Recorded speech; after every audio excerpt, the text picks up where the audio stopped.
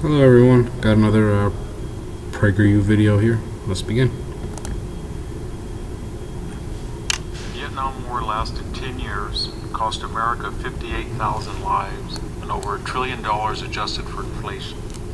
It brought down a president, stirred social unrest, and ended in defeat.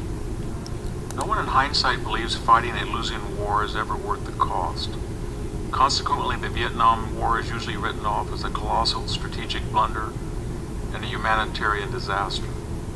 Yet historical appraisals might have been much different had the Vietnam War followed the pattern of the Korean War, which the United States fought for almost identical reasons, the defense of freedom in Asia.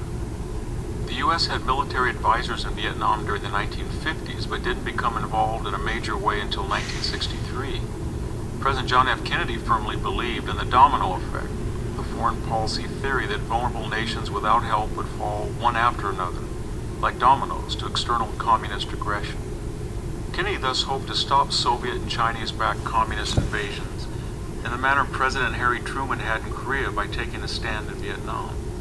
As with Korea, was a war the United States did not seek. As with Korea, Vietnam presented no imperial advantages, no natural resources, or resources of any kind that the United States needed to protect or wished to obtain. This is wrong. This is just another nonsensical point by PragerU. The United States went into Vietnam to, like he said, to prevent the spread of communism. However, the local Vietnamese saw this as exactly for what it was. It was an imperialistic war, where the will of the Vietnamese people was not being honored. The Vietnamese people, even at that time, viewed their country as one, and many of them supported the Ho Chi Minh, who was a national hero for them. But let's continue. As with Korea, the aggressor was a communist government in the north intent on taking control of the south, and its military crossed an internationally recognized border to do so. Following Kennedy's assassination in November of 1963, President Lyndon Johnson vastly escalated America's role in 1964. But even as he did so, Johnson prosecuted the war with deep ambivalence, authorizing significantly more troops and money for the war, but never pushing for total victory. In contrast, the North Vietnamese never wavered. They ignored every one of Johnson's many offers to negotiate a settlement. Yeah, this is just bullshit. General Westmoreland was pushing for utter victory. In fact, he himself even stated that he was seeking a quote-unquote decisive battle that would end up winning the war. And he did this by pursuing a strategy that was later known as the quote-unquote body count strategy. He felt that if you killed more of the enemy, you would get to a certain point where the enemy could not replace their fallen soldiers, and hence their warfighting capabilities would be hurt. Okay, so if that's not pursuing a victory, I don't know what is. By 1971, the war was at a stalemate, neither side able to establish a clear advantage. The President, Richard Nixon, pursued a two-pronged strategy: to turn over combat operations to the South Vietnamese and to bomb North Vietnam.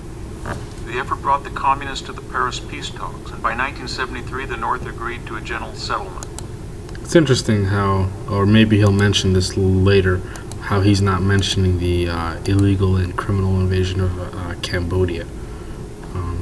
I wonder why.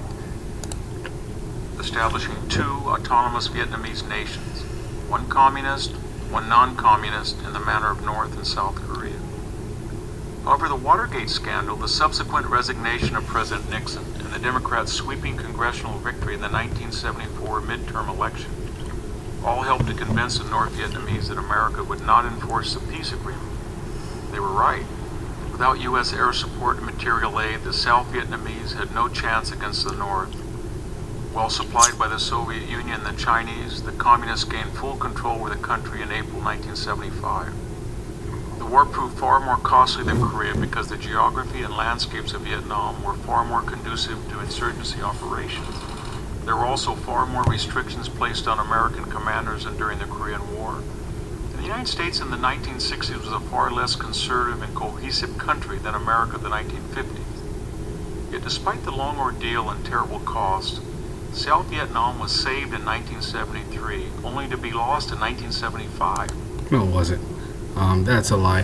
The fact of the matter is the South Vietnamese government was horribly corrupt, and their soldiers were horribly incompetent.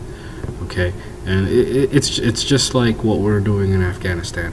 You have a corrupt government, and you have soldiers that have no loyalty to the national government.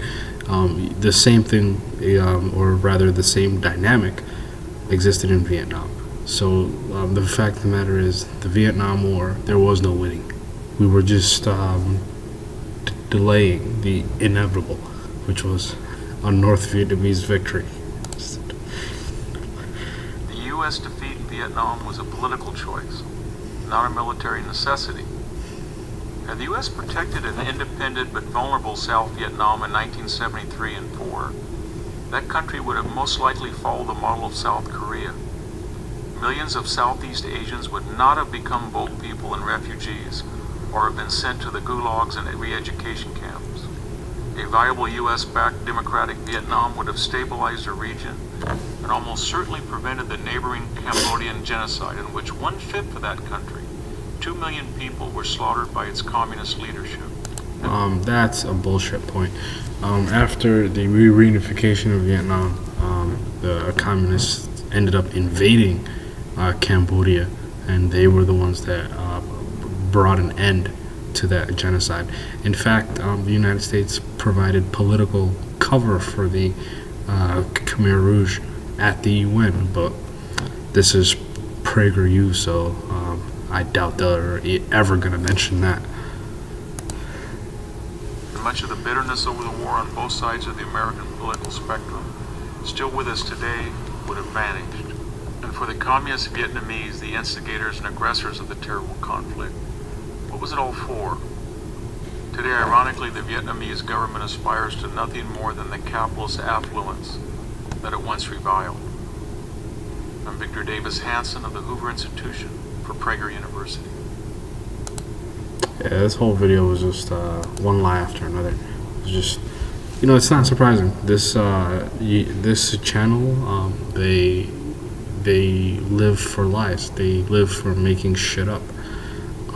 No context, no historical facts, not much really. And this is why they pay for YouTube to have their videos appear as advertisements whenever you go to a liberal channel, because let's face it, no one wants to come to their channel. Anyways, feel free to comment down below, and thank you.